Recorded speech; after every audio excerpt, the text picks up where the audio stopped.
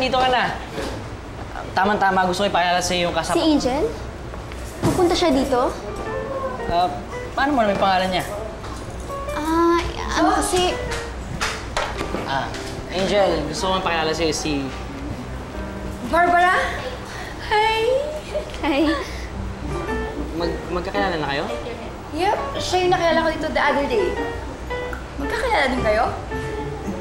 Oo, siya nga yung kinikwento kong kaibigan ko sa Cagayan. Si Bambi. Bambi?